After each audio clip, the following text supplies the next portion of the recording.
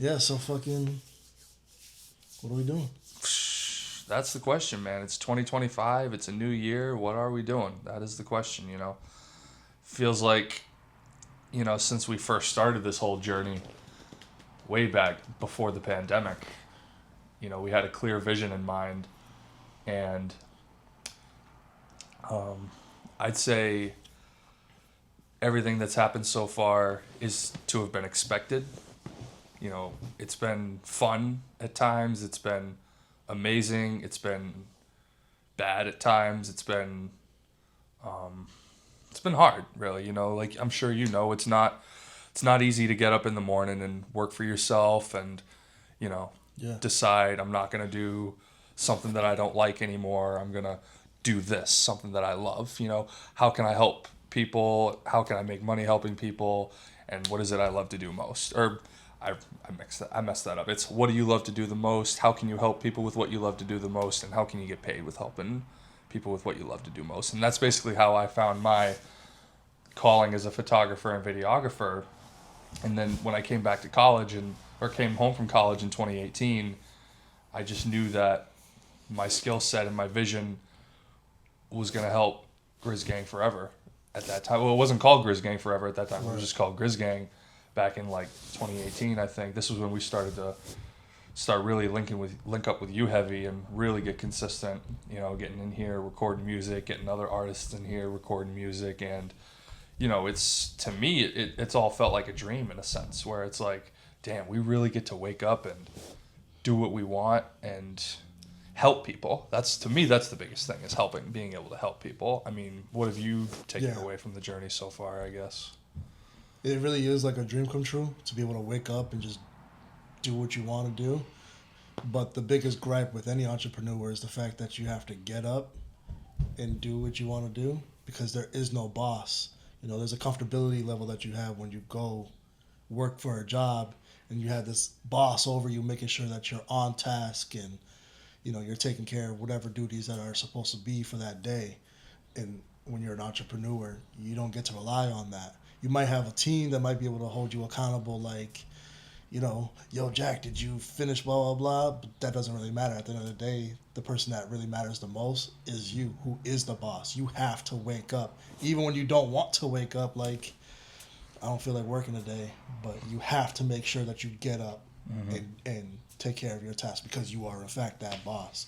And if, that shit crumbles, then your entire business model crumbles. And that, like, shows you a reflection as a human being because it's like, was somebody going to trust you after if you just let your whole shit crumble?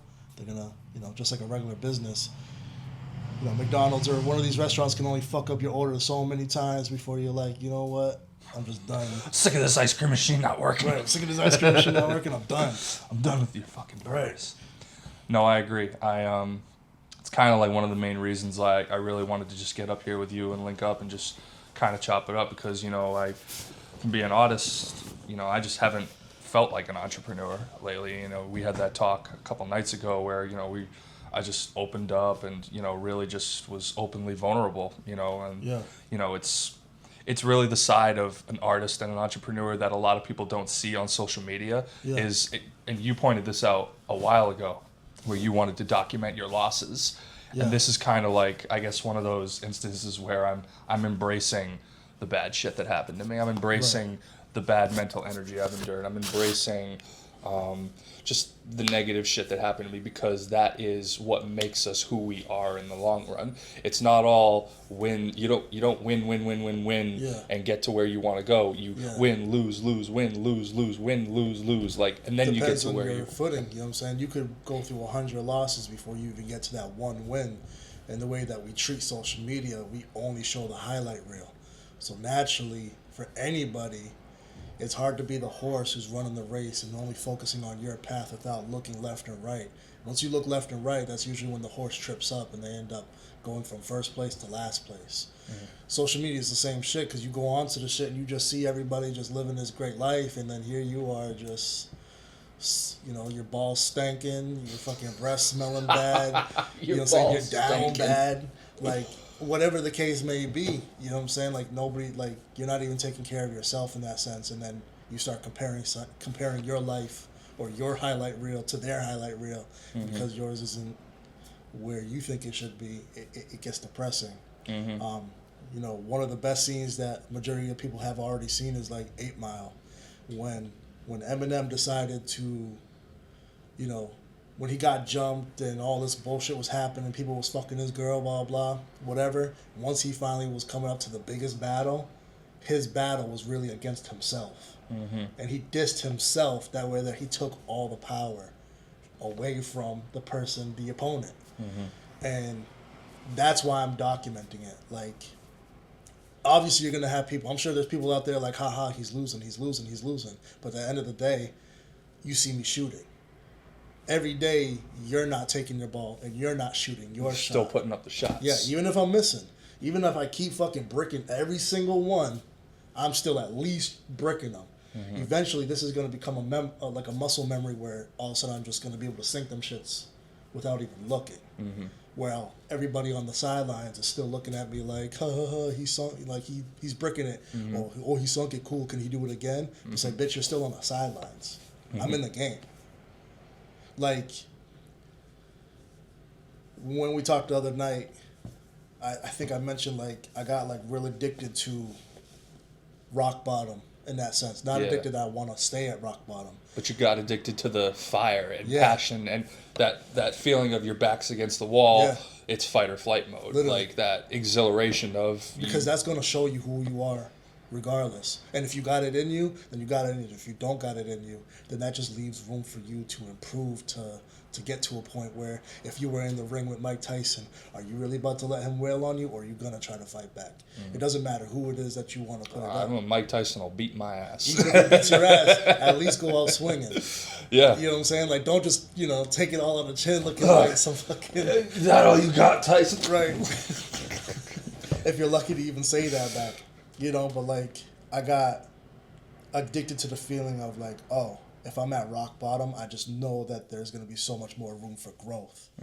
That means that, like, all your insecurities come out. Everything you thought you were okay with, now you're not okay with. Everything is like literally push comes to shove, and it's fight or flight mode, like you said. And the best part about being at that rock bottom is the fact that that means that there's only one way, and that's up. When you're in the middle or if you're at the top, you can fluctuate, and that shit hurts. But when you're like, there's nowhere for you to go, like, you could either just lie down and die, which sucks, but you could also be like, nah, I'm going to get the fuck back up. Like, I think I mentioned to you in that conversation, I even brought up, like, the boxing, like, the movie Rocky. It wasn't even so much that Rocky was, like, the best, quote-unquote, boxer. It was the fact that he actually kept taking losses. That's what made him the hero. That's what made everybody attracted. So when he did finally win, it was like, oh my God, my superhero won. If you watch Superman or Batman, the documenting is showing his family passing away or getting robbed and murdered. It's the fact that this underdog is like, damn, he took so many losses. How does he, when does this hero finally get his win? It goes like that for any, superhero when it really comes down to, like, the origin stories. Like, even the bad guys have their own story of, like, when you think of, like, Fisk or whatever the case may be, it's almost like, like, they're actually kind of good, but then how did they turn bad? That's the thing these days. Movies are doing a really good job, and TV shows too are doing a really good job of telling the antagonist's POV. Yeah. And sometimes you might not even think that they're an antagonist. They're just even Thanos. Thanos was making a lot of sense. They're just misunderstood. You know what I mean? Like, sometimes you feel like that character, and it's all about both sides. And kind of like going back to what you said about, having 100 losses, and embracing our L's, like, this is one of those things, like, the reason why I wanted to do this was I wanted to embrace the L. I wanted to tell the world that I lost myself. I'm at war with myself, and this is me telling myself, you can do better. And you can do better too. Like, this isn't just about me and you. This is for other artists and other entrepreneurs to know that it's not going to be a straight path. There's going to be bumps in the road. Like, if you want something bad enough, then you're going to go after it.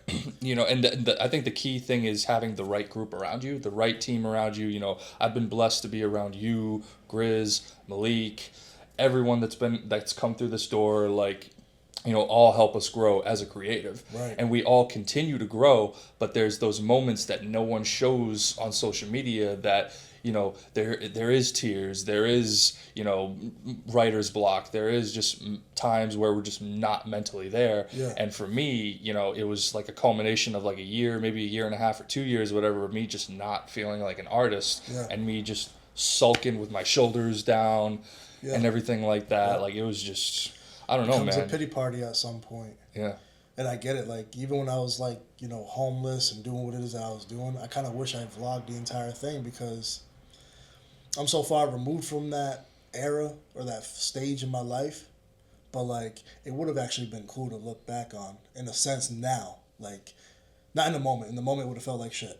But to be able to look back, like, yo, this is the church I was sleeping at, or this is the floor in this, you know, alleyway I was sleeping at, or this is the abandoned school, and showing people, like, yo, I was actually using snow to make me You could do a vlog episode in front of that church. Right. I'm just saying, though, but to be able to show, like, yo, this is what happened to me, and, like, this is where I'm at now. You know what I'm saying? Like, yeah, it doesn't feel good in the moment. That's the thing, is that, like, when you go to the gym, when you put on more weight, it doesn't feel good. Like, it kind of hurts. Yeah. And that's when you grow. So, like, being able to document that, like I said, you're really taking the power out from everybody else that might make fun of you. And now life just becomes content. You know what I'm saying? Like, the way you are living is the content. So you're not even looking at life as, like, you're not getting restricted or feeling like anxiety because of the word content. Because the content word makes you feel like, oh my God, you know, like everything it means work. Yeah. Like, because going back to, you know, the content, you know, content is king nowadays, right? Yeah.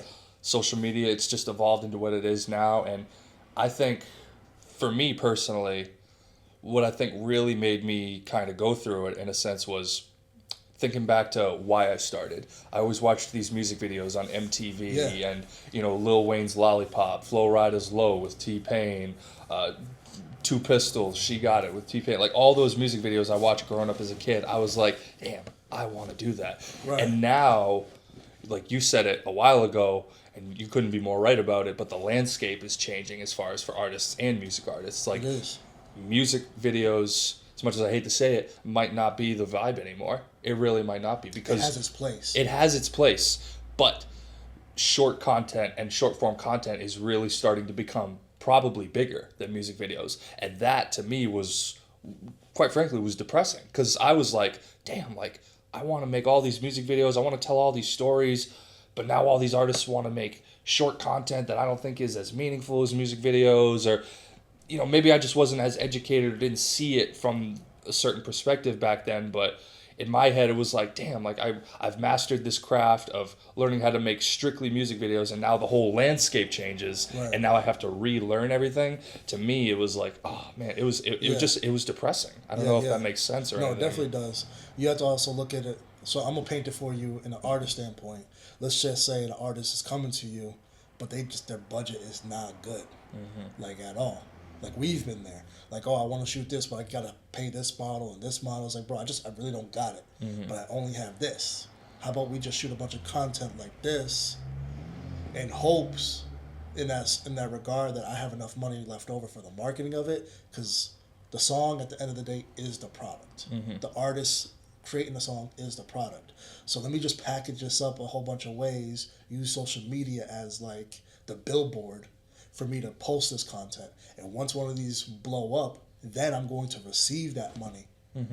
But it's also going to give me kind of like the green light, like, yo, like, for example, I love the video Black we did, but for some reason it didn't go as high. And that's just because I didn't have a lot of money to market it. Once I get money to market it, I'm sure it'll definitely pick up. But just from first glance, nobody was just gravitated to it like that. And that hurts. As a creator, it's like, damn, I just spent all my...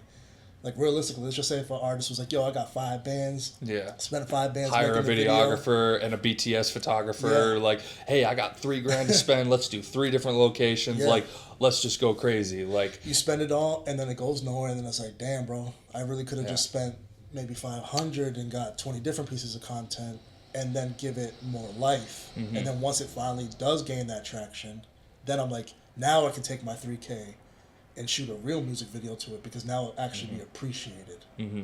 So like the music video space, it definitely has its space. Like it really should be like, it's like a film, but at the end of the day, realistically, for an artist standpoint, it's the most selfish film that we do, because we're like kind of just doing a whole bunch of flexing or whatever the case may be, but we're trying to make like our own film, but it's really for ourselves. With the content pieces, it's still for ourselves, but it has a lot more intention of like being an actual commercial. This is like the commercial I keep sticking out every day until you want to buy the product, and the product is actually my music. The product is actually watching this music video that actually means something. Mm-hmm. You know what I'm saying? Like, why am I going to give these people this cake that I just made for them to not appreciate? They just smash it. They don't give a fuck about Doing it. a little cake smash in front of a 1-year-old, and they're like, Yeah. Right. Even when you do a 1-year-old like that, for most families, what they'll do is like they'll get the cake that the kid smashes on, but then they get the cake for everybody to enjoy. Mm-hmm. So it's like the same shit. They $30 just for a kid to muck up this Facts, cake. Facts. Fuck it up for the photo op. Yeah. It looks cool. Like, cool, sure. Yeah. Sure. But like, I get that. We've had those conversations, and I know that I come off brash when I say it, but I come at it with like, yo, this is cut and dry, so it pierces you. It needs to pierce somebody in order for them to understand like the severity of it. And then I can hit you with context after, like the sugar, like, yo, this is what I'm talking about. Mm-hmm. Like if I just kind of beat around the bush and didn't really say much, it doesn't hit as much. But if I'm like, yo, Jack, fuck music videos, these shits are like dying out, let's do this. Mm-hmm. And then that's like a low blow. It's like, that's like the equivalent of telling me like, yo, we're not gonna record music in the booth. You're just gonna freestyle on a microphone live from now on. Yeah, like what? No, where you're like, well, that's not me as an artist. Going into the studio, and getting into my zone, so I get it. But at the same time, there's the means to the end of it. You know, like I said, the means for that end is to, social media is like the equivalent to having a billboard in Times Square. Instead of paying $2,000, $3,000, $4,000 to have your photo, video being shown to 1,000 people in that vicinity at that moment, only for 30 seconds, that most of the time everybody in New York is already on go anyway. So not like, yeah, look at this shit. Oh, that's a QR code, let me scan it. Like, not many people are really doing that, realistically. There's gonna be some. There's still discoverability in it. But it's really just the fact of putting yourself in front of somebody's face so much that when they do see you, it's kind of like brand awareness. Mm-hmm. It's like, oh, I seen this fucking face. I don't know who the fucking guy is, but he's got these stupid ass braids and these glasses all the damn time. It's like, oh, I see. Who the fuck is he? You know who that was for me? It was, I don't know if you probably know the artist Josh McDonald, I think his name is. Yeah. Dude, he's got like braids like you, white boy, tattoos on his face. He does like a lot of controversial music. I've seen him a whole bunch of times, but then one time he dropped a music video. He had his blonde braids were mad long, and he was wearing all white. Mm. It was like, his hair was kind of like bleach blondish. He was white, wearing all white, and I think he was either in a dark room or a white room. But it stuck out to me, and that's when it finally caught me. But before then, I had seen him like 10, 20 different times, but kind of kept skipping it.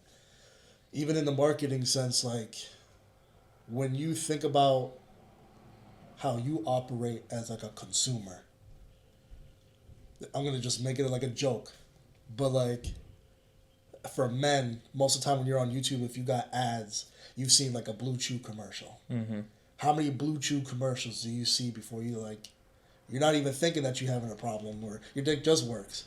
But like, you know what? I seen this Blue Chew commercial enough. Let me just click on it and see what the fuck this is about. Yeah. It takes you like 8, 10 different times before seeing it, before you're like, all right, let me just look at this fucking thing. Mm-hmm. And then you end up supporting a product. So, in the business stance for an artist or even for a photographer, videographer, is that you got to look at what the product is. Mm-hmm. There's nothing wrong with your product. It's just the packaging. Once you package it up and put it in people's faces enough times, back to where I was saying with New York Times Square, like I said, you can buy that shit for like $3,000 for like a day for 30-second clips throughout that day. That's crazy. Mm-hmm. But like, you can go on social media, post right now. It's a free billboard, basically. It's a free billboard. The companies like Instagram, Facebook, all that shit, it is in their best interest to show it to as many people as they can, because that means more people will stay on their platform. And with that data, also gives them the revenue. Like, oh, if you like watching big booty girls jump, you know what I'm saying, that's what your algorithm ends up looking like. Big booty. So it's like, oh, every time I show him a video of this big booty bitch jumping around, he stays on it for 2 minutes. I'm going to show him that. And then now here you are going from 2 minutes to 4 minutes to 6 minutes. And then eventually you're, you know, buying something, whether it's somebody's OnlyFans account or something like that. I'm just saying. Somebody's OnlyFans is getting subscribed to tonight. No, but in actuality, like as far as the data goes, I say it in a jokingly way, but like that's just what it is. Like, yeah, social media still wants you to pay. And obviously if you pay, you can't like not say that's a good dollar spent, because you could have spent $3,000 for one day in New York Times Square. Yeah. But you could have spent $300 for the month on an ad on a social media that got you in front of, if not most of the same views that you more people. Yeah. You would have had, your impressions probably would have been in double digits, like probably at least 50,000 plus. You might have only converted like 100 of them, but 100 people, like if you look at that, even 50 people, that's still a lot of people. Well, it's a numbers game. The more people that see you, the more likely you are to have people come back and see you, you know, listen to a song and then another song. I think one person for me that I kept seeing and just didn't give the time of day to, and then finally gave the time of day to, and I ended up loving him, was, who's that guy you sent me? The white boy. Who does, like, has, like, no music videos, but he has, like, a bunch of short-form content. He, like, kind of does, like, a little bit of country, pop, rap, R&B. Damn, I sent you a few of them. Yeah. They were all white. They were all white. They're all white boys. Damn, I think I know who you're talking about now. I think it's that dude, Ano. Yeah, I think it is. I don't even know how to say his name. I don't. Sorry, we'll get it right. Fire. Yeah, he's. He might be the last one I sent you, but there's another one. His name is Nick D, who does more like a popish type music. He doesn't have a whole lot of music videos. He's literally will take his laptop, plug in his interface, grab the microphone, go into the middle of the street, shoot the content before a car comes, and it just goes. Like, it's just going. And that guy that I'm talking about has like upwards to like 3 to 4 million monthly listeners on a Spotify, just alone, just Spotify alone. And if you take that budget, he's touching, at least $4,000 a month from Spotify, because he owns 100% of the song, 100% of the masters. He distributes his own music. Spotify alone is basically paying $4,000 a month. Not only, like, he doesn't have to go to work. He doesn't have to clock into a regular 9 to 5. He can just do music all day, go out there, try not to get hit by a car, sing into the microphone, and the shit just goes. Obviously, it still comes to a point where the music still has to be good. The product has to be good. Yeah, of course. What I'm saying? Yeah, like the product has to be good. Yeah, because if people don't like the song, then it doesn't matter how much pieces of content you make for it. Right. Then it's just not. You might get some fans that you stick it in their face long enough. You might get some fans that are like, oh god, that song's stuck in my head. I can't get it out of my head now. I just keep seeing these videos. Like, at the end of the day, like you said, the music is the product. If the product isn't good, then the content that goes behind it doesn't really mean much. It might mean a lot to you, but to the audience who you're really there to, make it for, and for them to, receive it, and for you to kind of be that businessman as the artist. Like, here's my music for X amount of dollars. Yeah. We're both happy people now. This music is impacting your life. I get to make more music with this, currency that you're able to invest in me with. 100%. So, yeah, dude. I mean, I just think that the music game is really, really changed. Like, really since we started. Like, I've been in this industry now since 2019, having worked with artists like Joyner Lucas. You opened up for Snow the Product. We got the chance to meet her. That was really cool. Yeah. I got to work with Recycled Percussion. We went to 50 Cent's opening party last year. We got to meet him and rub shoulders with him, which is really cool. Right. I'll never forget. I think there was this one. I got a picture of y'all, but then there, I think you told me there was a moment where he actually came and shook your hand, and that was just a moment that I missed. I think. Yeah, I wasn't expecting it because I was standing out the way. He just so happened to be coming my way and dapped me up and said, "What's up?" And we had that very brief interaction, but yeah. He could just tell. You were like, oh, okay, this guy, he's serious. There's just certain auras and energies you can read about people, and he saw that, didn't you? Yeah, there's no coincidence. Everybody's chasing them down, and I'm just in the corner minding my business. Yeah. and just for it to work out like that. And it's not going to be, it might have been the first time for that interaction specifically, but it's definitely not going to be the last. It's been like that for DMX. When I was, when I started prospecting with Rough Riders, like, I used to go to this club, Karma, in Worcester. I'm not even sure if I don't even think it's like even Sounds there like familiar, that. yeah. But I used to go there, and that was 18 plus, mind you. I was 17. Mm-hmm. Like, I wasn't even supposed to be in that bitch. And I think at that point in time, they might have even did this whole, like, you have to be 21 plus unless you're a woman. I think it might be 18 plus women, 20 or 21 plus men, or something like that. I can't remember how they used to do it. Now that I think about it like that shit sounds crazy too. Yeah. But, that's a whole different story. Yeah. But, you know what I'm saying? Like, I just know 1,000% it didn't matter. I was not supposed to be there. Mm-hmm. And I would always get in. And then that ended up being like the same time that that DMX ends up pulling me up on stage, and I'm basically his hype man, performing his records with him.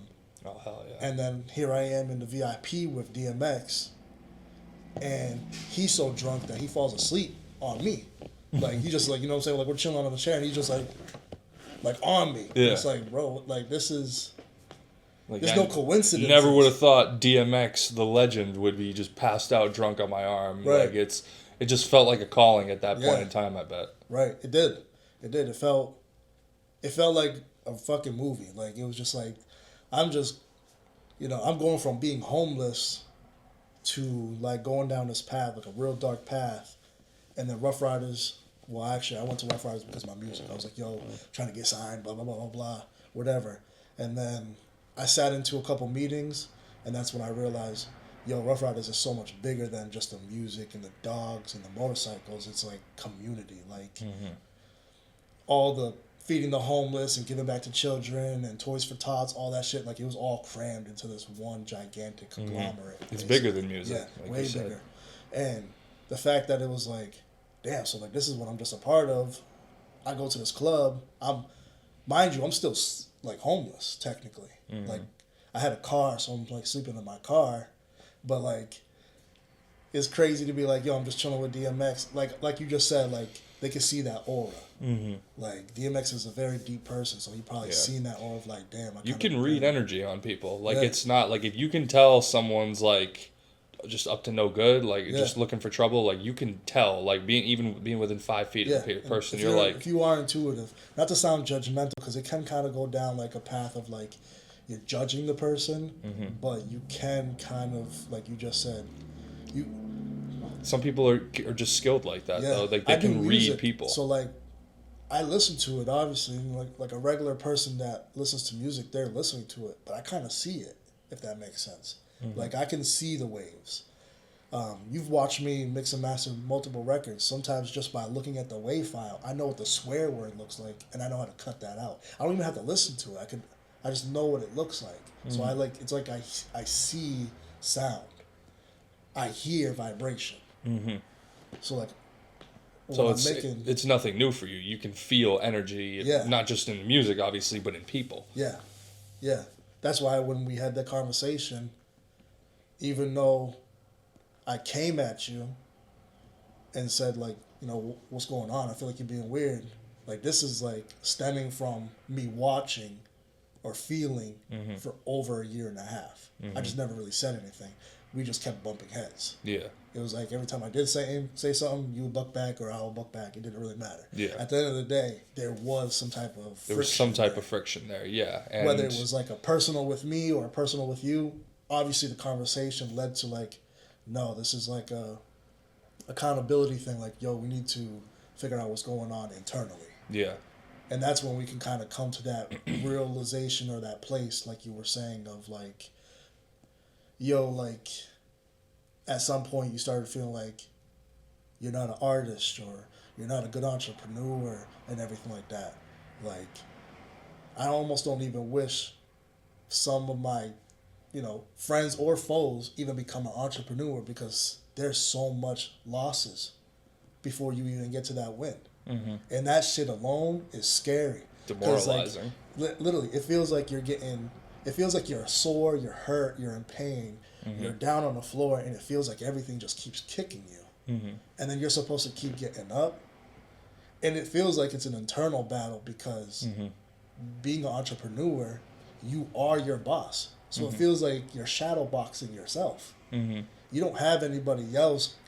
You don't have a boss coming to you and be like, yo, you're doing a terrible job and now you feel like shit because your boss just said this. This is you almost being ridiculed and mean to yourself. When me and Malik do Figure It the Fuck Out, probably in every single episode we let the viewers know, like, be kinder to yourself. You know, celebrate the small wins. I talked about the whole kind of having my back against the wall, being rock bottom, because I know that I'm going to shoot up. But I'm kind of addicted to shooting my losses because, like I said, I take that power. I don't feel that same burn. I'm telling you right now, I did 40 episodes with Malik, and I talked about a lot of my failures in that sense of being an artist. But now it's like, now when I see failure, it doesn't even hurt. I could be on the ground, you could be kicking me, I don't even feel that shit. I'm so numb to it because I already know, yo, I'm about to explode. I'm about to do this. Like, I'm about, you know what I'm saying? So, even for you as a creative or the artist that you are, even doing this right now that we are doing is going to put you in the right direction. Like, just going, like, to the gym. Yeah, you're putting on more weight, now you're going to get stronger. You doing something like this or taking more accountability, you're literally going to grow. You're making yourself uncomfortable. I always say it all the time with my boy Stefan Sin, who I have a record with. I'm comfortable being uncomfortable. That's one of the realest shit I ever heard. Because once you get really comfortable being uncomfortable, you're literally forcing yourself to upgrade who you are. No one ever grew in their comfort zone, man. And that's, like you said, really the reason why I wanted to do this was to take account of, you know, we like to celebrate the small wins, but we're in our 30s now. You know, we have to really take accountability for even the small losses. And, you know, this felt like a big responsibility for me to, you know, open up to everyone out there, like, hey, like, it's okay to cry, it's okay to fail, it's okay to be on the ground and think that you're not going to get back up, but you will get back up. And, you know, for any other artists out there that are aspiring to be entrepreneurs, and maybe they're in their mid-20s or late 20s and they've gotten knocked down for like the third or fourth time in their life, but we're here to tell you, get the fuck back up. You know what I mean? Like, that's simply all it is, man. You just got to keep getting up. Like, I mean, like you said, entrepreneurship isn't for everyone. It's not. It's really not. And that's okay. Like, there's tons of other things in the world that you can do other than being an entrepreneur and be successful at it and live a very fruitful life. I don't even know the statistics, like the actual number, but you could, like, Google it, and you'll find, like, majority of the people that start a business, they all fail their first business. So think how Grizz feels being his first business is GGF. My first business is Kaseek Ortiz LLC. If I fail, I'm literally failing myself. That doesn't mean I can't bounce back, but that blow, that failure, could really, really like be detrimental to my own health. Like, when I'm like, bro, fuck this, I might go off myself. Type people take that first really big loss or second loss. They take a loss in general and they think, God, this is it. This is it. And throw in the towel, and that conversation we had, dude, I'm not gonna lie to you, like, before I had to check myself and say I'm tripping, like, I really thought in my head, like, God, am I even, like, is it even worth it for me to be an artist anymore? Like, should I just hang it up? Like, I really said that to myself. And then I said, absolutely fucking not. Like, that's like, I right now, at this point in time, I am my biggest enemy. You are your biggest enemy. KJ is his own biggest enemy. Malik is his own biggest enemy. We are all our own biggest enemy. And we just have to look in the mirror, hold accountability, and say to ourselves, how can we get better? How can we get better every day? That's been my thing in the gym. You know, better every day, better every day, better every day. Start with 20 push-ups, then do 30, then do 40. You know, it's really all just about getting better, whether if that's in your creative space, your mental space, your physical journey space, your spiritual space. Do something every day that makes you better. And you're going to be way better off, man. And this is really me just trying to take accountability for, you know, my muck-ups and my internal battle with myself. This is me looking myself in the mirror and saying, I can do better. Like, Yeah. I'm sure even when I edit this later, I'm going to look at it and be like, or even 5 years from now, I'll look at it and be like, wow, like, remember that guy right there? Like, Yeah. he's definitely You not almost what I don't even am right recognize now. him. Yeah. Yeah. And even the guy who I wasn't. But you'll appreciate him because at least he took that step forward to allow that growth to happen. Mm-hmm. You'll be looking at yourself like, I'm proud of you, even though I'm not who you are anymore. Mm-hmm. You'll little bro yourself. No, facts. Like everyone talks about like those, like, oh, if I could meet my future me or my past me, what would I go back and tell him? I would like, knock me the fuck out. I would knock me the fuck. I'd beat his ass. I'd look at my past self and be like, dude, like, get your shit together. Like, yeah, dude. Like, but I mean, I feel like future me now, like maybe 35-year-old me would tell me now, like, just keep going, you know, just keep going, keep your head down, tunnel vision. The age thing, it really does it just doesn't even matter. You know what I'm saying? Like, because in that sense, in that regard, back to me being like the homeless stages and everything like that, I kind of felt like I bloomed late. And I think I've already vocalized that since the beginning. It's like you can ask me a question, it's like I know a little about like everything. My daughter just asked me that. She was like, Dad, do you know everything? I was like, I don't know everything, but I know a little bit about just about everything. Yeah. And it's because I've had those experiences. So like I always kind of felt like I bloomed late. And if I was to listen to what everybody else says, like, oh, you're 26 trying to become a rapper or something like that, now you're already old. It's like, bro, like I finally kind of like it's like I've already mastered my craft right now. Yeah, I like just got up now. Like I finally like just woke up from being homeless and doing this and doing that and going through this relationship and dealing with this bullshit. Like becoming like, you know what I'm saying? Like I say that shit because like the number shit that can play. You know, when you do hit 30 in that sense, or even at 28, 29, you're kind of like you feel that itch. That's a natural feeling, but the society doesn't help either. Like I said, we're constantly on social media where the shit feels like you're in competition. You know, I always use that reference like a horse. If you ever watch a horse on a track, they put the blinders on them for a reason. You know, the blinders are supposed to keep them from looking left and looking right, because if they do, they're normally going to fall. You can look back at any like race realistically and see why the horse falls, and it's usually because they went like this or they went like that and they looked because they had the blinders off. Then they trip and they fall and they tumble, and then 3-4 of them fall because they're all tripping and fumbling. The blinders supposed to keep you right on track. You're supposed to develop tunnel vision. Like those things on the eyes, right? Like this thing? Yeah. Okay. Yep. Yeah. That tunnel vision creates, you know, the power of the tongue is very real. And I'm not sure if you believe in that shit, but the power of the tongue is literally, you know, if you say you want something, you speak that into existence. Like if you say every day, I'm going to have a great day, a good day, you're going to end up having a good day. If you wake up instantly like, I'm not a fucking entrepreneur, I'm not good at this, should I just quit? Then you're going to, then your attitude is going to be, yeah, I'm quitting. Yeah.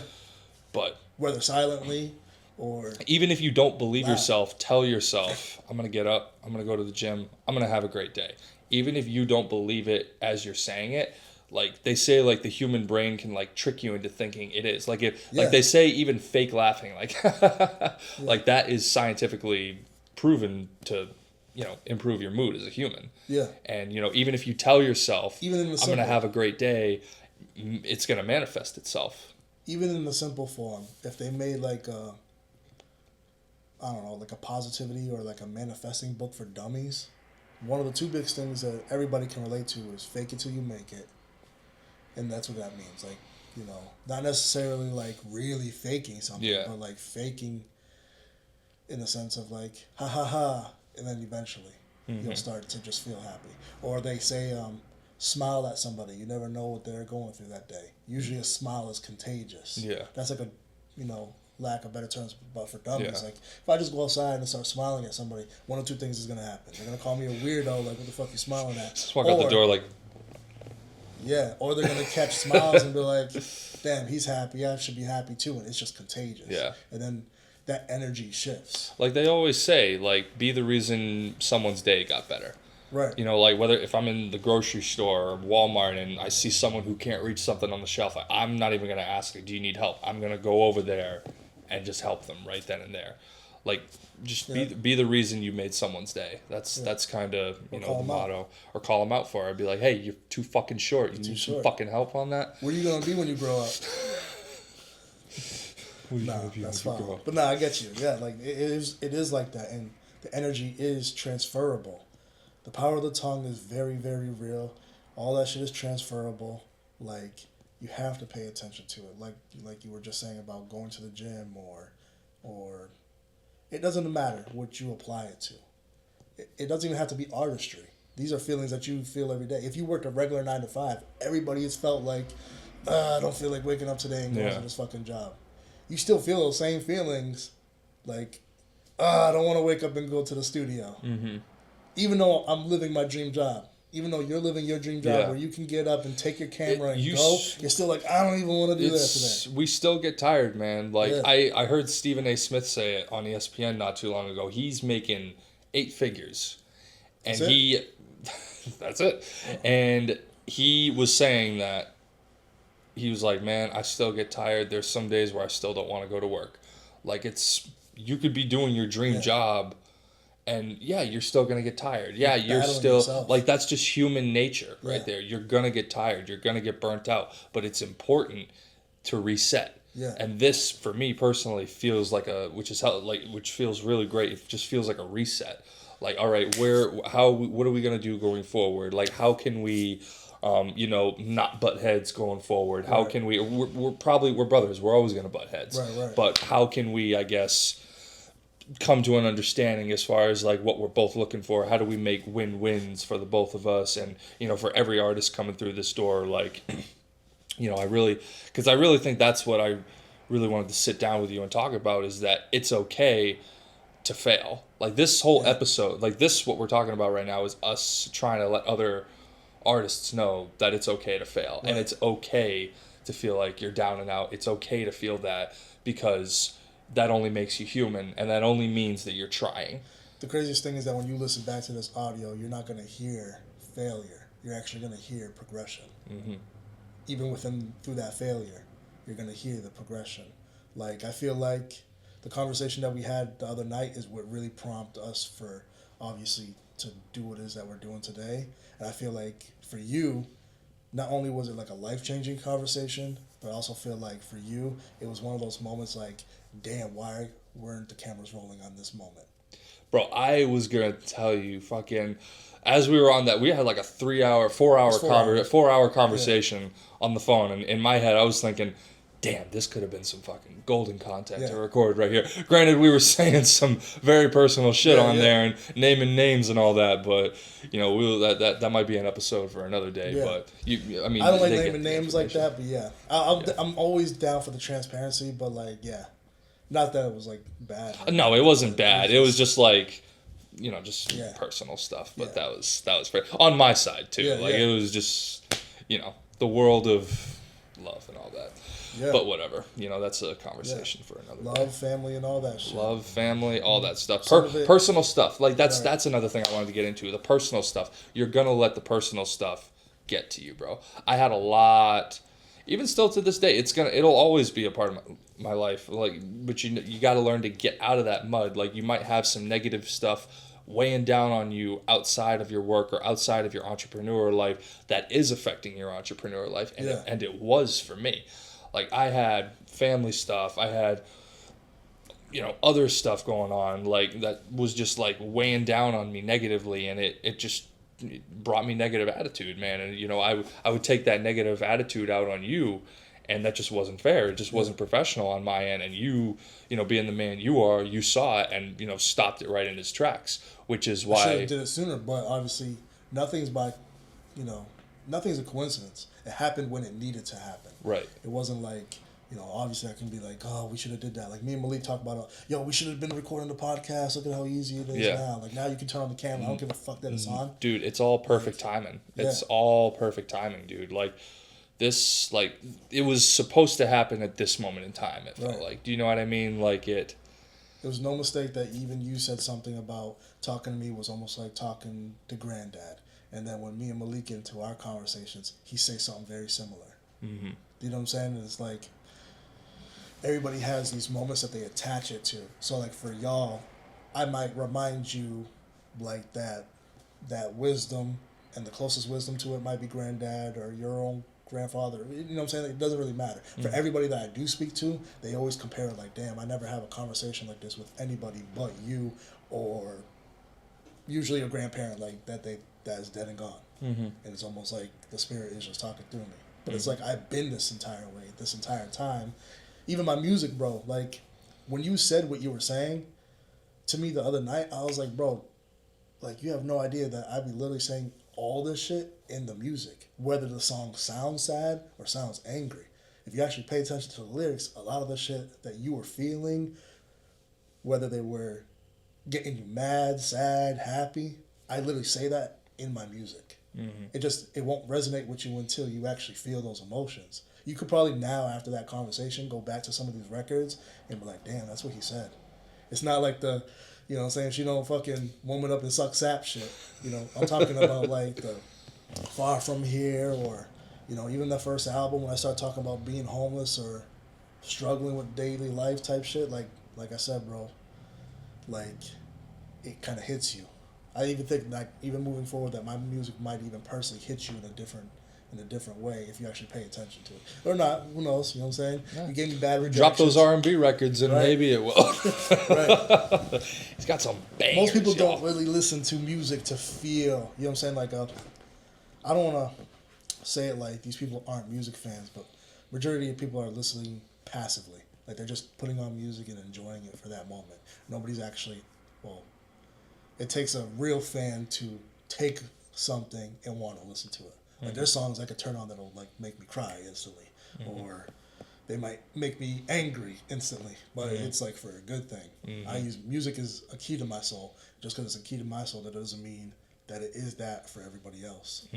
Some people, like I said, they listen to it because they're in party mode and they're just they're having fun. That's the only time they'll ever listen to music, really. Yeah. My youngest brother Thomas, I don't think I've ever heard him mention or talk about music ever. Like music's like, I don't even think music's a part of his life. He's Right. I mean, granted he's 16 and he's kind of going through the motions at that age and whatnot. I didn't start getting into music. I didn't get my first iPod Shuffle until I was like 14, 15, something like that. Whereas, you know, someone like I you have a video, bro. I could probably even put it up, bro. Like, yeah, like someone like you or KJ. Like KJ would tell me that he started listening to music when he was 7, 8 years old, something like that.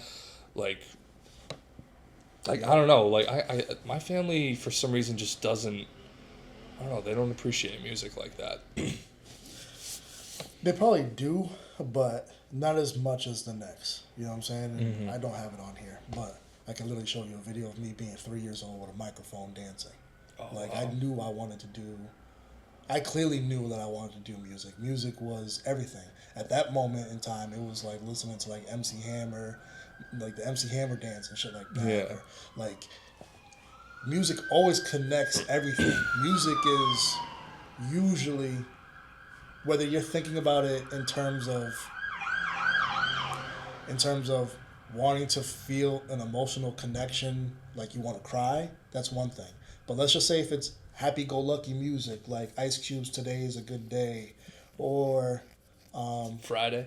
Yeah, like any of those records usually tie it into like, yo, this reminds me of going out to a cookout with my auntie and my uncles, or this reminds me of Sunday drives with my mom, or this reminds me of going to the movies with my dad, because the music ties you into the connection of that moment. You know, like whether it be like Ja Rule, Nelly, all that shit was kind of like in that frame. You were talking about, who was it that you were talking about before when you were, what were you listening to, I guess, on that shuffle in 2014? I had Lil Wayne, I had T-Pain, I had Flo Rida, I had Two Pistols, I had Nickelback, I had some Justin Timberlake. Yeah.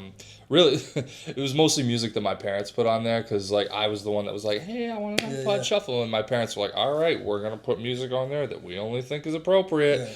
And I was like, the Kids Bop? They gave me the fucking Kids Bop version, the fucking Good Day. Today was a good day. I was oh, God. No, but you could probably associate listening to those records to a moment in time of you being in school. Like, oh, this reminds me of Dude, every time I hear my first date with a girl. every time I hear Lollipop by Lil Wayne, I just think of me just being out on the bus, like going home on the bus as a kid, and me just putting my head against that window, just boom, like looking out the window, and all you hear is like a lollipop, lollipop, and I would just be like, just like staring, like as we're driving by, letting off kids on the bus, I'm just staring out the window, just zoned out, playing Lollipop for like the fourth or fifth time, like that was probably my favorite song, like on any, like on to this day. Yeah, that was it for me. Like, no, I get it, but that brings you to that moment. Now the moment might not be, the best of moments, but like that's kind of boring, but it's still tied to a memory. Yeah. If you were, I don't know, went out with a girlfriend to a movie theater or something like that, there might have been a sound that you guys were listening to together, and maybe that was your first kiss around this setting, and this reminds you, what I'm saying? Like, whatever the case may be. But music just has that effect. That doesn't mean that for everybody they gravitate or they latch on to it. At the end of the day, though, music is, like I said, in that regard of connecting everything, is because it's international. Like, I'm sure there's Bad Bunny songs, or even non-Spanish speaking. There might be even Italian songs or something like that you might have heard that just, you don't even know what they're saying, but it feels good. Let me tell you, when we went to Puerto Rico, I Shazammed all the songs that we were listening to in the club. Like, there's this artist named Setch, Sally Parera. I don't know what the hell he's saying. I don't know what it means, but I got Sally Parera. Like, it just sounds good. It just feels like it connects to me. Like, I don't know what he's saying, what the words mean, but I love the sound of it. You could probably go out to Italy and play that record, and somebody over there is probably going to feel what you felt. Like, not only can I not speak English or fluent Spanish, but they'll sing along to a Justin Timberlake song that they have no idea what the words are, like just because they love the sound and the connection that it brings them. And if you're out in that atmosphere and you connect with somebody, that's just a different bond. Mm-hmm. Like, it doesn't matter about your political views. It doesn't matter your skin tone color, the color of your eyes, your hair, your background. It doesn't even matter. What matters is that in that moment, two complete different strangers are coming together in a unison to enjoy some music. And that's not by coincidence. Mm-hmm. That is supposed to happen. We are supposed to be a lot more unified than we are separated. Mm-hmm. And I feel like music kind of bridges that gap. Yeah, we're definitely going to need music these next few years, man, because just politics aside, but just the world and this country itself has really just felt divided. Yeah. Like the last, a lot of years. Yeah. It's felt like a while since we've all been divided, but the music really brings us together. And that's why I love working in music so much, and that's why I love making music content so much, because it makes you feel something. It makes you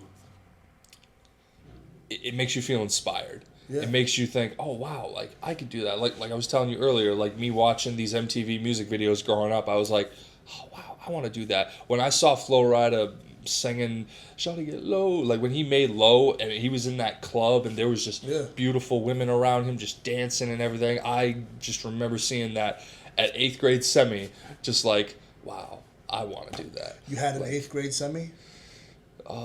It was like 8th grade or 7th grade semi. I went by myself. I was the fucking kid that thought he could break dance. No, that was a sexual joke. Anyone who knows me knows that I thought I could break dance when I realistically could not. That's fun. Yeah, anyone will tell you. If they went to Skyview Middle School, you know. Oh, I went there. Yeah. Oh, you did? Oh yeah, you were a couple of years above me. You were like a year above Malik. I was there like as soon as they built that school. I was there. Oh yeah, back in 2003. My uncle helped design that school. He's an architect. Fun fact. Word. Yeah. I'm not sure if they actually have a recording studio, but they did say because of my music talents that they actually planned on building a recording studio. Skyview? Yeah, I don't know if they ever did. That's something I've always wanted to actually go back there and check on. That's kind of interesting though, like to be able to get kids like around that age to be like, hey, like as you get into high school, this is a career possibility for you. I was walking around just rapping. Like I talked and rap. Like we're not having a conversation. I'm like making fun of you. Like everything's a battle, or I'm rapping about the locker and fuck this homework. You stole my tater tots. I'm gonna throw the tater tots in your face. For real. Like at lunchtime. For real. Pretty much. And, you know what I'm saying? Like, who knows? I used to rap in front of the teachers. They used to hold these little things or whatever. I just remember the principal at that time. Who knows? I don't even know if he stayed there for that long. But I just remember him saying, like, because of what you do, I've always wanted to build a recording studio inside the school and allow kids to have. I've always wanted to go back there just to see if, like, did y'all ever do that? And if y'all did, let me rap on it. The only time I ever went back to Skyview was to, for the voting. Like they have like the voting booths in like the gymnasium, and I took my mom there this past election. But yeah, other than that, I haven't really been inside that building much. No doubt. I remember they had like that stairway walkway with the windows, and the cafeteria was like down below and everything. Yeah, I thought that was pretty cool. Yeah, it was cool. It's a cool way to look, especially for teachers if they want to make sure nobody's fucking around. Right. That whole cafeteria could have been like a concert room too, right? It's like a prison. Facts. No, you could literally house some inmates down there. Yeah. But yeah, I'm just saying that's what like a prison would naturally look like. You have some guards up here. Yeah, literally, like sure the glass windows, and everyone's just watching the kids, making sure they're not throwing tater tots at each other. Like, I get Billy. He's in ISS now. That school was fire, I ain't gonna lie. But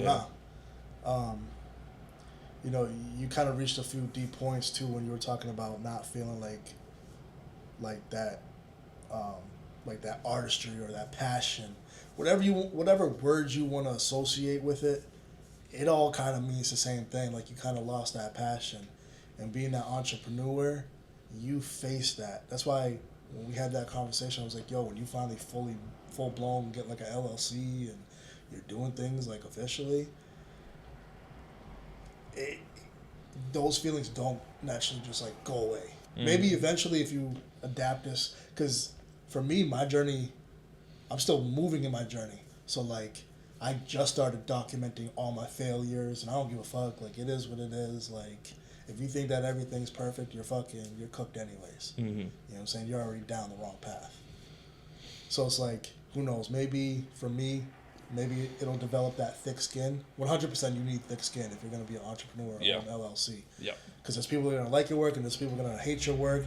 They're going to love it, or they're going to think you suck. And it doesn't even matter. And when your work is actually putting up numbers, chances are more people will hate it than love it. Because they just, they want to be like you. Yeah. And they quite literally are jealous. Which you've seen me and Grizz constantly go through that bullshit. Yeah. And it doesn't even, that to me is like a fly.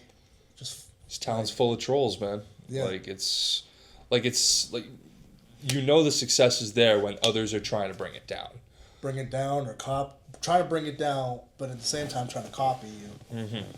It doesn't make sense. Yeah, dude. I know what it is at the end of the day, and at the end of the day, the difference between me and a lot of those people and what any creative should be is that you're doing it for yourself first. I love what it is I do. I don't care if you don't like it. I care maybe like a smidge of like, damn, you didn't like it. Like I show you records, like, oh, what's your rejection? And you might say like, and I'll be like, damn, bro, like I love this record. Yeah, but like, at the end of the day, I don't care. Yeah. Because like I love this song. Yeah. And you might not love it, but I know somebody else is gonna love it. One of my mentors from college, Celia, I call her my second mom. She gave me some of the best advice that anyone's ever given me in my life. Right. She was the type of person that if she asked me to jump off a bridge, I would say, do you want me to do like a starfish flap? Like that was the type of person she was. Right. And she said to me, like I went to her, like I was having, a crisis mentally and being like where I wanted to go in life and what I wanted to do for work. And like, because at the time she had offered me like a social media promotion job. And I turned it down because I thought being a fucking lifeguard was what I wanted to do. Ended up being the worst job I ever fucking had in my life. So and then I was young. I was 23. Okay. And so when I went back to her and I said, hey, is that possibility still open? She said, no, sorry. And then we ended up kind of having like a deep conversation about what I wanted to do. I had just been laid off from my RV job. Oh, wow. I forgot you was doing RV. Yeah, slinging RVs in Albany, New York. Random as hell. But yeah, dude, she said it doesn't matter what advice I give you. It doesn't matter at the end of the day because it's on you what you want to do. Yeah. And that's the truth, man. Like, you can get all the advice from all the gurus, from the Tony Robbins to the Gary Vaynerchuks to the Jordan Belforts of the business worlds, and they could give you all the best advice from their personal experience. But at the end of the day, whatever you want to do is what's most important. Right. Yeah, this is sounding like a figure it the fuck out episode. A lot of these episodes that me and Malik do, we literally talk about that. It doesn't matter which business you want to stick it to, whether it's recording rap music or being a photographer, being an entrepreneur, just day to day life, going to the gym, trying to be the next bodybuilder. That shit really matters. Like, you can know how to do everything, but if you're never actually putting up the shots, does it even matter? No, doesn't if matter. You know how to do photography, video, audio, direct, lighting, but then you sit from the sidelines watching somebody else do it. Does it even matter that you do that shit? Not really. You might even know more than the person that's doing it. Yeah. Does it even matter? Because if you're not actually shooting the shot. Yeah. Put up or shut up. Yeah. Basically. Yeah. Be about it. Well, I like to say it in, like, even in the podcast, but just, it's not even the podcast. Like, fuck the, figure the fuck out is cool and all, but these are like actual morals that me and Malik be having that we talk about, and we're just talking about it on camera. So it's not even so much of the podcast. It's just these are the way we think. But one of my favorite, like, all-time slogans is literally Nike's "Just Do It." Like, no matter what it is that you can, like, you're doing with your life, that slogan fits for everything. Just do it. You want to be a crackhead? Just do it. You want to be a shooter? Just do it. You want to be a rapper? Just do it. You want to be making content? Just do it. Yeah. Simple, yet effective. Effective. And I understand that there's circumstances that it's, like, a lot easier said than done. But at the same time, not really. Because, like, say if you want to be the next bodybuilder, just do it. It's not like you blink an eye and you're just a bodybuilder. To do it is to actually go to the gym, stretch at first. See, that's like you said, stretch. And then when you're comfortable with stretching, okay, now lift. You got 10. You got 10 pounds, turns into 20 pounds, 30 pounds. See, that's what these people don't want to do, though, is everyone want to be famous. They don't want to put the work in, though. Everybody wants to skip. Everyone wants to skip a step. The problem with skipping... They think it's a straight line to success, where it's realistically a fucking zigzag. Yep. It's like a woman trying to get to her point where it's like, oh, well, you did Sometimes this it's not and even that. a constant going up. Sometimes you have to kind of come back down like a maze. Like, oh, shit, I kind of hit it dead. I got to go this way back and come back this way. Yeah. You know what I'm saying? Like, at the end of the day, not only is it a straight shot, but the people that skip those steps, they never appreciate it. Yeah. I don't know if you ever been in your life where you were just given something and didn't appreciate it as much as you would have if you were like, yo, I wanted this and I bought it and I'm using it. Well, I grew up in the suburbs and the white privilege was real, man. So I had a lot of shit handed out to me as a kid that I did not appreciate. Like my first dog, for example, Max. He was just brought into the family at like 7, 8 years old, and I was like, oh, this is just normal for a family to get a dog. Like 10, 12 years go by, whatever, and he passes away, and then we realize we never really appreciated him. We never, like, we took for granted of him being around, and it fucking destroyed me. And then my grandmother passing away, That's from... That's a life.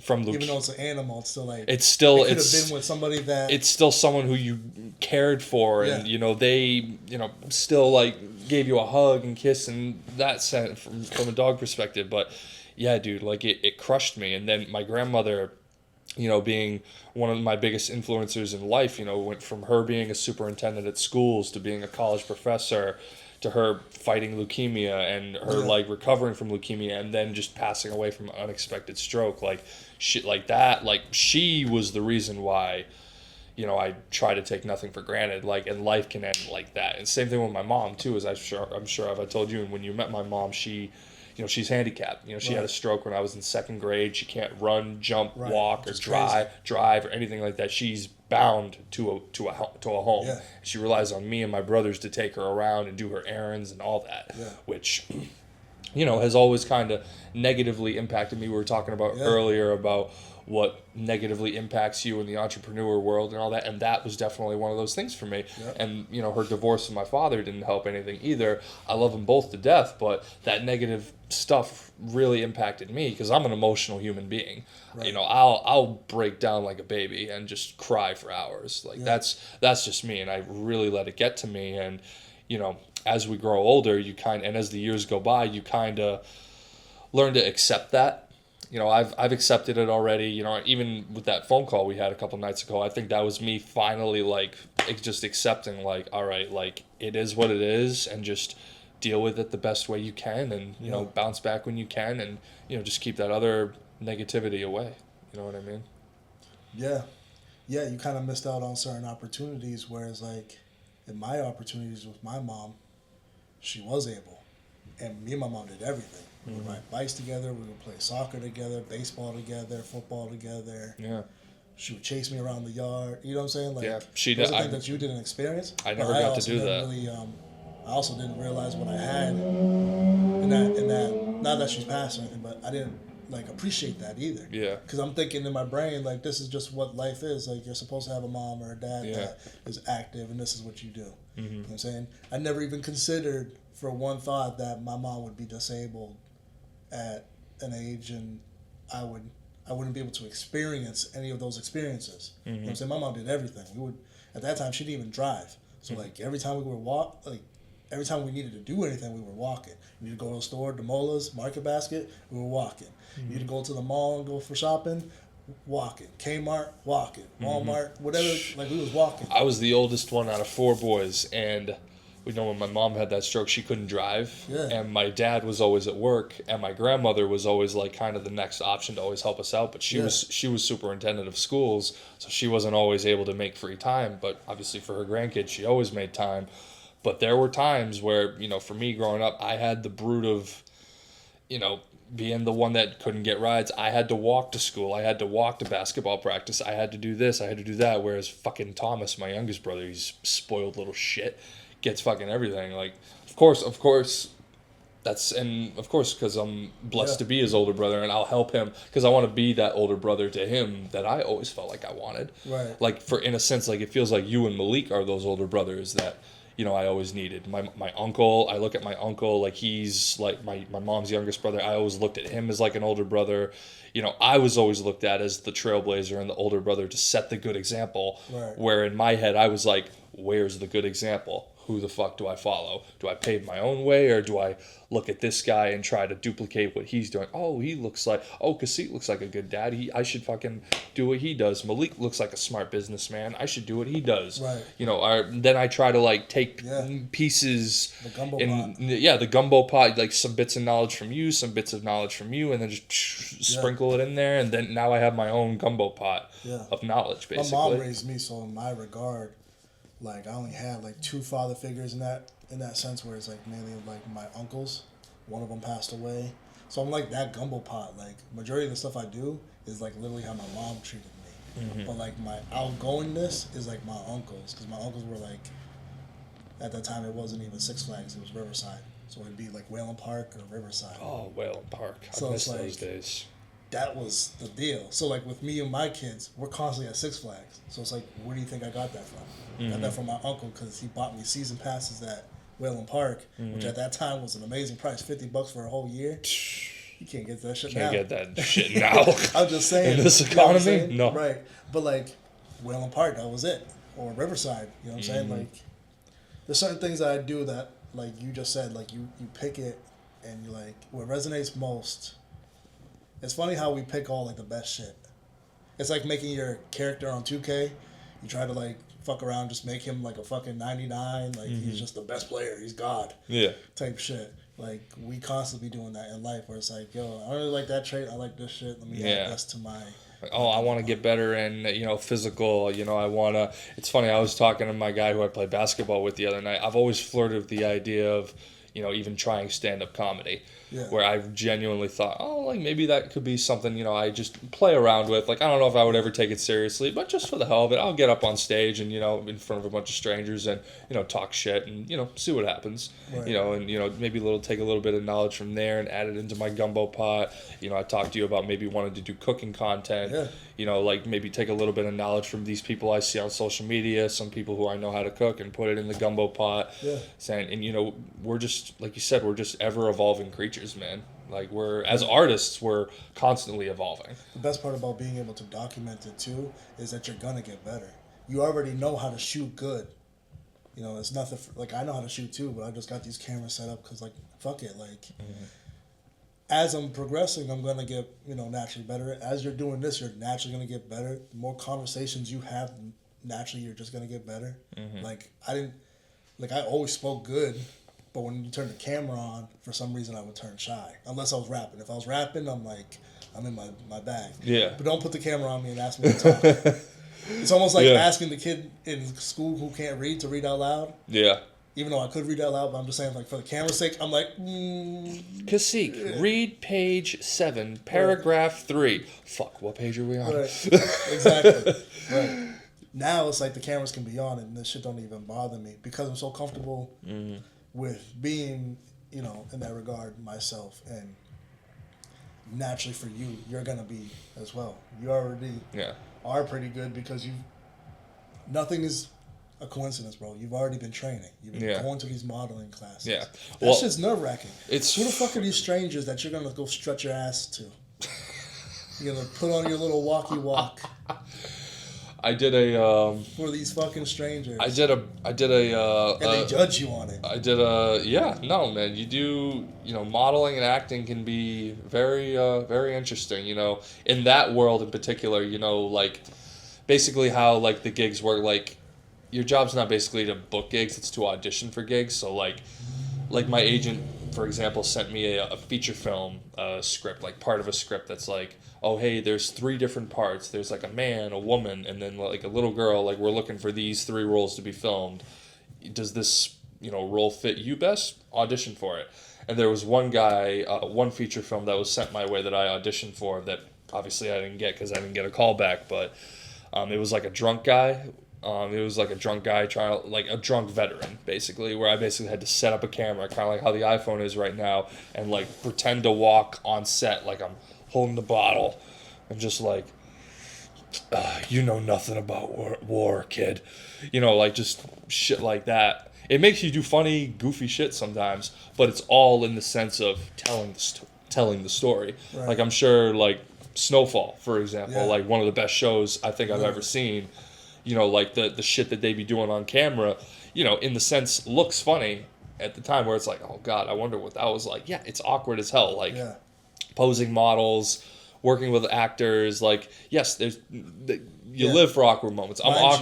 Jerome is really bald in real life. Does he really? So to wear Jerry curls, that's fucking weird. Like, that fucking probably felt Yo, weird that as fucked shit. me up just now. Holy shit. Yeah. Jerome, man. He's really bald, but it's like crazy to think that in that show, he's wearing it and he wears it so good. So well, dude. You would think it's his real hair.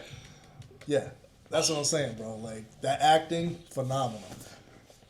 Phenomenal, dude. Like, it's... Like, he kind of look crazy.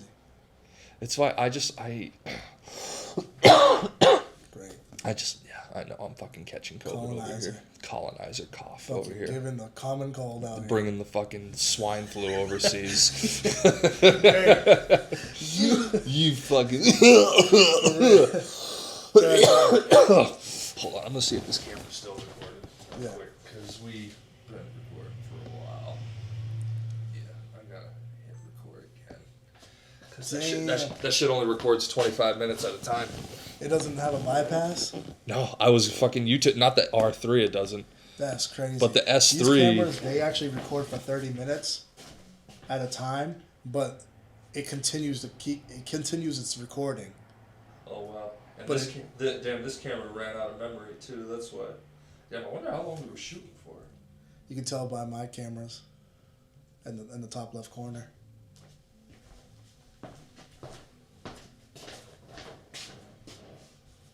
$89 minutes. All right. Hour and a half. Yeah, hour 15. Yeah, so about Sounds about right. I mean, do you want to keep going, or? Oh, we can keep going if your cameras can handle it. I just don't know how many memory cards I have left. Damn, that's crazy. Man, hour and a half kind of flew by. Yeah. Shit. Felt like we could have kept going. I tried to stay put because See, it's crazy. You're gonna have these camera angles, but my shit's been recording the entire time. I know. Well, this has too. I kind of mainly relied on this because I knew that wasn't gonna be able to record more than 25 minutes, and this, I really thought this one.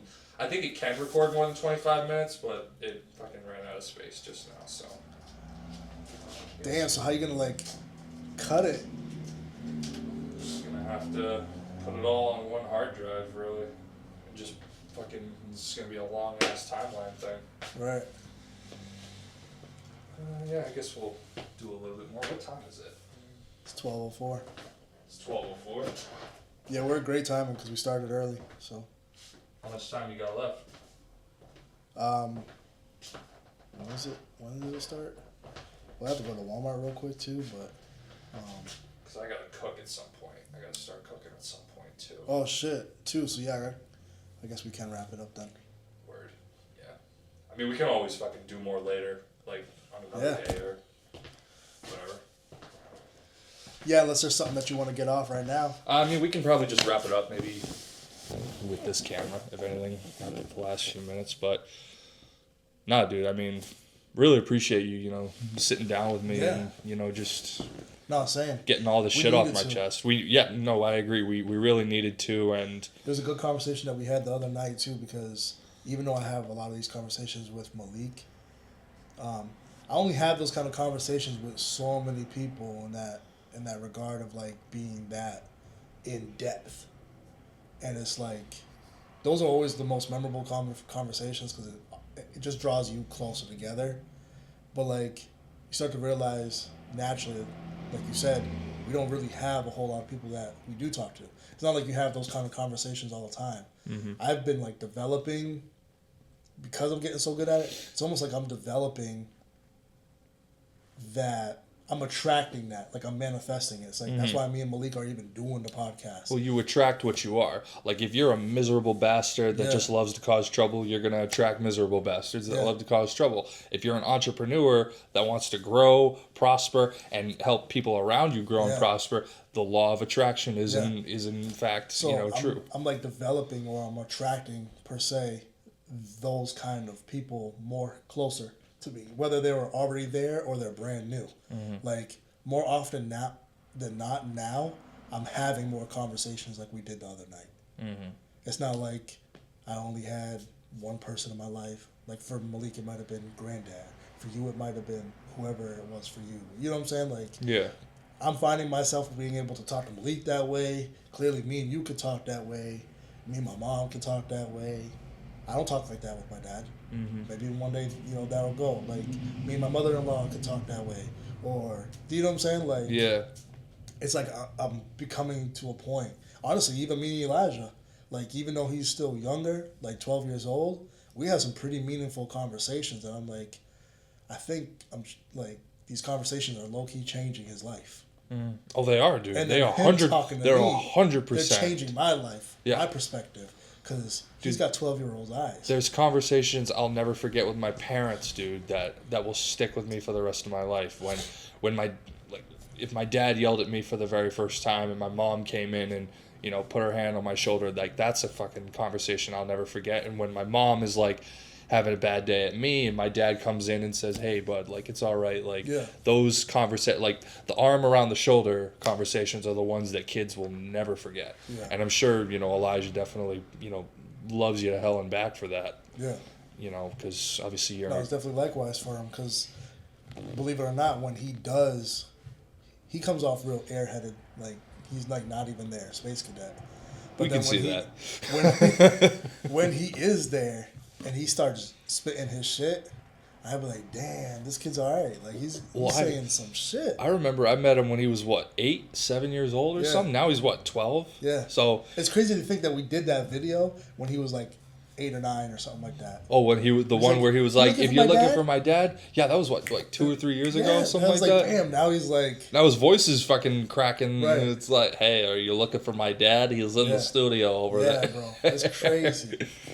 That is nuts, dude. And it's such a short amount of time.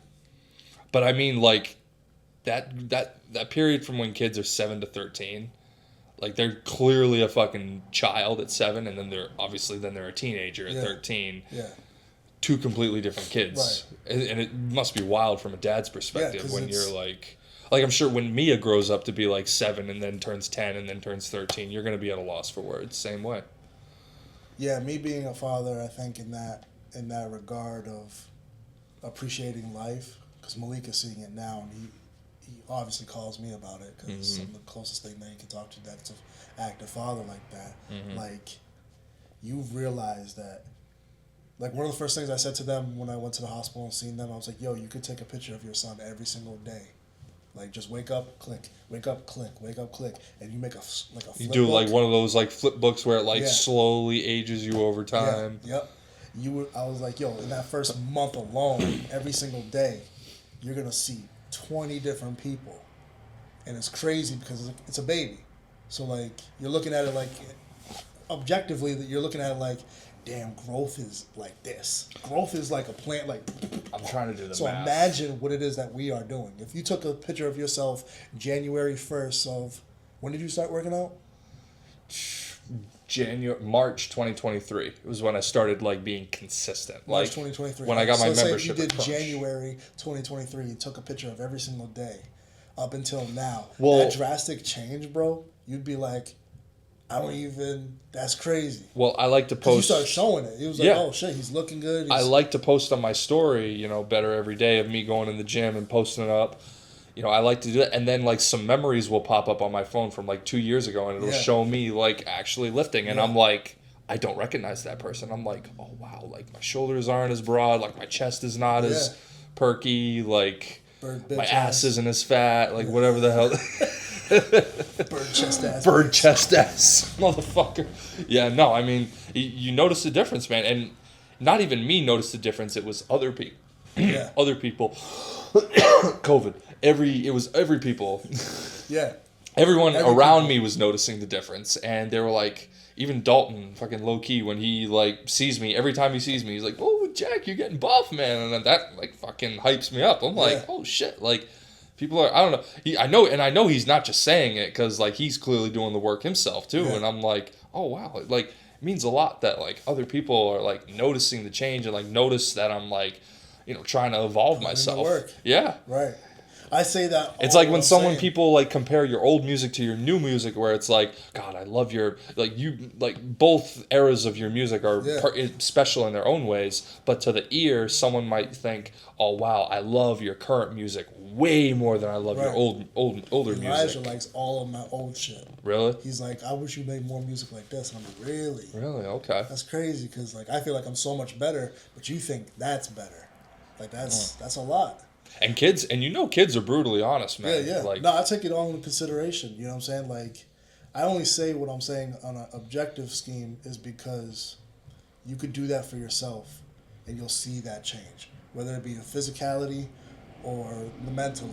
Us doing this right now is just that journey for you. Mm-hmm. It's already been my journey. Let's just say if I didn't do Figure the Fuck Out podcast, right? With Malik, I'm not sure if we would even be sitting here doing this and me being this comfortable. Mm-hmm. With the cameras being on. Yeah. Maybe with the cameras off, we're going to talk, bump heads, whatever the case may be, cool, whatever. Yeah. Keep it moving. Mm-hmm. But being this comfortable with the cameras just rolling and just having these conversations and fumbling my words and being like, oh, I didn't speak clearly. Like, a weirdo. Mm-hmm. You know what I'm saying? Like, that shit means a whole lot. Oh, that's Grizz right there. Yeah, let's just wrap this shit up then. Yeah, fuck it, man. We'll wrap this shit up. You know, I really appreciate you for fucking rocking with me. It's all good. I'll dap myself up. Appreciate you. I was like, all right, I'll dap myself.